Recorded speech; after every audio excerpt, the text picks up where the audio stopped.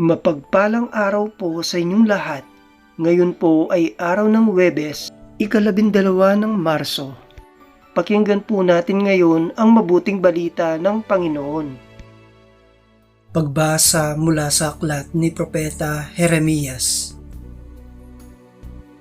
Sinasabi ng Panginoon, inutusan ko ang mga tao na sumunod sa akin upang sila'y maging aking bayan at ako naman ang Diyos nila.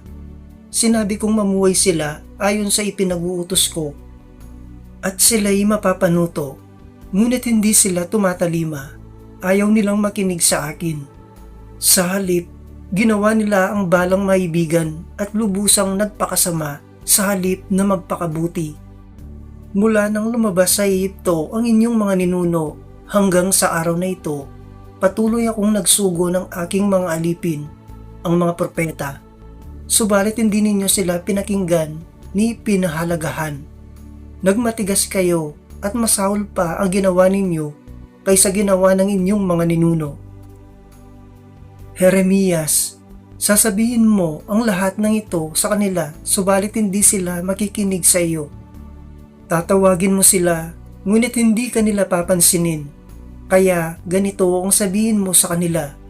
Narito ang bansang ayaw makinig sa tinig ng Panginoon na kanilang Diyos at ayaw ituwid ang kanilang landas.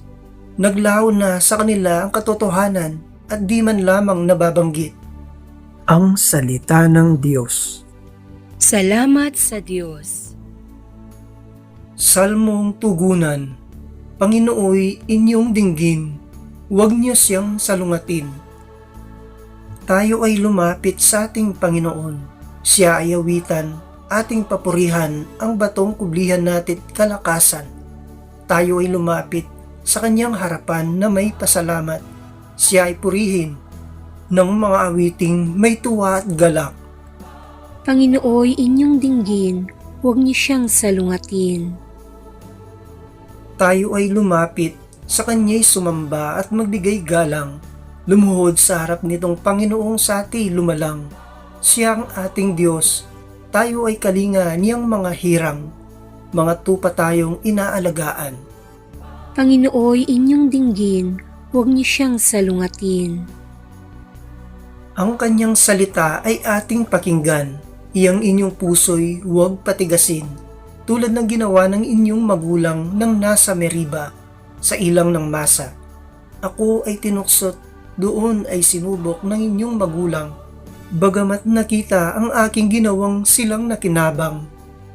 Panginooy inyong dinggin, huwag niyo siyang salungatin.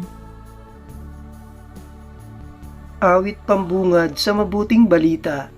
Magsisi tayong mataos, halinang magbalik loob sa mapagpatawad na Diyos. Sa Kanya tayo'y dumulog at manumbalik na lubos. Ang mabuting balita ng Panginoon ayon kay San Lucas. Noong panahong iyon, pinalayas ni Jesus ang isang demonyong sanhi ng pagkapipi ng isang lalaki at ito'y nakapagsalita na mula noon. Nang gilalas ang mga tao, ngunit may ilan sa kanila ang nagsabi, si Beelzebul na prinsipe ng mga demonyo ang nabigay sa kanya ng kapangyarihang magpalayas ng mga demonyo. May iba namang nais siyang subukin, kaya't nagsabi, magpakita ka ng kababalaghang magpapakilala na ang Diyos ang sumasa iyo. Ngunit batid ni Jesus ang kanilang iniisip, kaya't sinabi sa kanila, babagsak ang bawat kahariang nahati sa magkalabang pangkat at mawawasak ang mga bahay roon. Kung maghimagsik si Satanas laban sa kanyang sarili, paano mananatili ang kanyang kaharian? Sinasabi ninyong nagpapalayas ako ng mga demonyo, sapagkat binigyan ako ni Beelzebul ng kapangyarihang ito. Kung ako'y nagpapalayas ng mga demonyo sa pamamagitan ni Beelzebul, sino naman ang nabigay ng kapangyarihan sa inyong mga tagasunod na makagawa ng gayon? Sila na rin ang nagpapatunay na maling-mali kayo. Ngayon, kung ako'y nagpapalayas ng mga demonyo sa pamamagitan ng kapangyarihan ng Diyos, nangahulugang dumating na sa inyo ang paghahari ng Diyos. Kapag ang isang taong malakas at nasasandatahan ay nagbabantay sa kanyang bahay, malayo sa panganib ang kanyang ari-arian. Ngunit kung salakayin siya at talunin ng isang taong higit na malakas, sasamsamin nito ang mga sandatang kanyang inaasahan at ipamamahagi ang ari-ariang inagaw. Ang hindi panig sa akin ay laban sa akin, at nagkakalat ang hindi tumutulong sa aking mag-ipon.